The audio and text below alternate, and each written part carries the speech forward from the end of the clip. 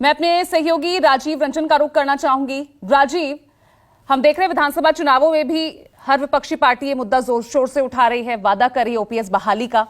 लेकिन जिन राज्यों में, अगर मैं सिर्फ कांग्रेस शासित राज्यों की बात कर लूं, जहां लागू हुई भी, वहां पे भी तो सरकारी कर्मचारी कहीं ना कहीं नाराज दिख रहे हैं। आए दिन उनकी भी खबरें आती रहती हैं कि बकाया उनको मिल नहीं रहा है, बहाली का वादा कर दिया गया है लेकिन पेंशन मिल नहीं रही है।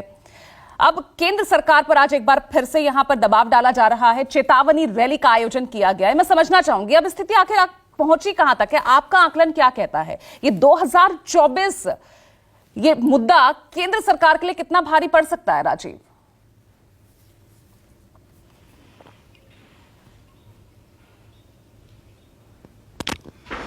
देखिए, ये ओपीएस जो है, ये मुद्दा बहुत पेचीदा है पूजा, और किसी भी सरकार के लिए ये इतना आसान नहीं है इसको लागू कर पाना।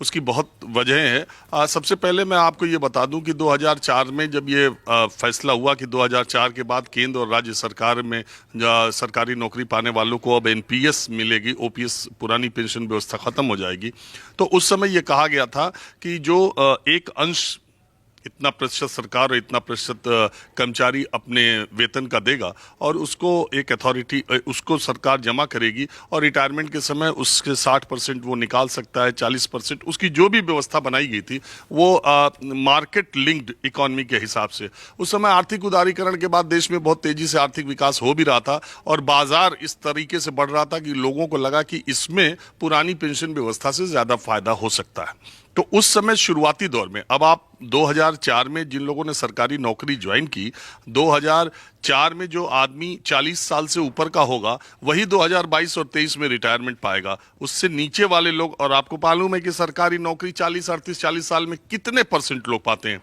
तो हुआ ये कि बहुत दिन तक वो सरकारी कर्मचारी गलतफहमी में रहे जिन्होंने 2004 के बाद सरकारी नौकरी पाई। उन्हें लगा कि उनके पेंशन का जो नया तरीका होगा वो पुराने वाले से ज्यादा फायदेमंद होगा। लेकिन इधर बीच 2021, 22, 23 में, जैसा मैंने बताया कि कुछ रिजर्व कैटेगरी के लोग 40 साल से ऊपर के और कुछ राज्यों में है नौकरी की, तो जब उधर के लोग 2004 के बाद वाले रिटायरमेंट हुए और उनकी पेंशन 1700, 2300, 2400, 2800 टाइप आई, तब जो सरकारी कर्मचारी है इनकी आंख तब खुली, इनकी आंख तब खुली, नींद तब टूटी, और उसके बाद से पूरे 2-2.5 साल से अगर आप देखें तो सरकारी कर्मचारियों में एक रोष, एक गुस्सा, एक अपेक्षा एनपीएस को लेकर के है और ओपीएस की मांग के लिए वो आगे बढ़े।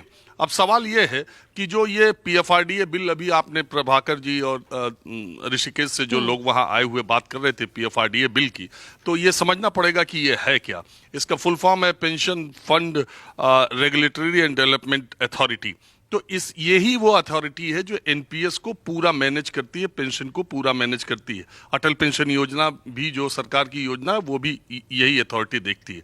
होता क्या है, होता यह है कि जो कानून बना है उसके मुताबिक जो पैसा कर्मचारी और सरकार की तरफ से कटता है, वो पैसा, पेंशन का जो हिस्सा है, वो पीएफआरडीए इसको मैनेज करता है उस पैसे को। अब कहीं से भी पीएफआरडीए एक्ट में ये नहीं है कि वो पैसा वो कहीं से भी राज्यों को वापस करेगा। उसकी जिम्मेदारी, जिस एम्प्लॉय का पैसा कटा है उसी एम्प्लॉय को वापस करने की उसकी जिम्मेदारी है।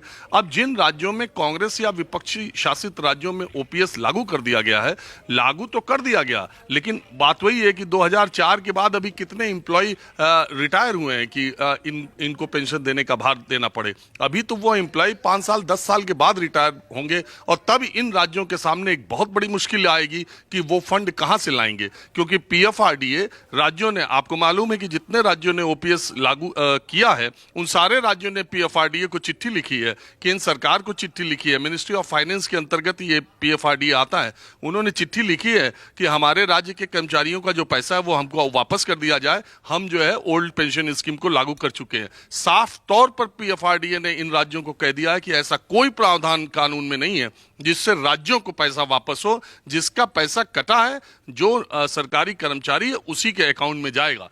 तो आपने ये बात सोच लीजिए कि कितनी पेचीदगी की बात है। अभी जो सरकारी कर्मचारी रामलीला में वो कह रहे हैं पीएफआरडीए बिल को ही संसद से खत्म कराने की बात है, तो इसके लिए केंद्र सरकार पर यह दबाव पड़ेगा कि पीएफआरडीए बिल को वापस लिया जाए या उसको नल एंड वाइड किया जाए। तो उसमें बहुत सारी और पेचीदगियां आएंगी।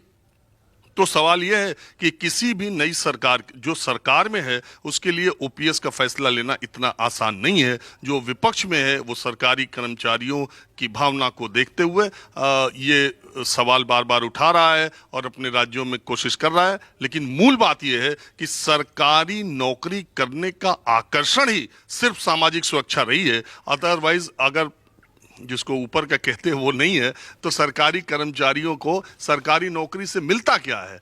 उनके जीवन पर्यंत उनको किसी के सामने हाथ न फैलाना पड़े, दो रोटी का जुगाड़ हो जाए, इसके लिए वो पेंशन चाहते हैं। और सरकार की अगर मनस्थिति मनोदशा हो तो चांद जब आसमान चांद को जमीन पे ला सकते हैं और चांद तक जा सकते हैं, तो ये ओपीएस लागू करना किसी सरकार के लिए ऐसा मुश्किल है भी नहीं। लेकिन अर्थशास्त्री ये मानते हैं कि ये बहुत ही आत्मघाती कदम होगा और ऐसा मानने वालों में कांग्रेस पार्टी के भी जो आर्थिक चिंतक रहे हैं वो भी ऐसा मानते हैं और भारतीय जनता पार्टी वाले भी मानते हैं।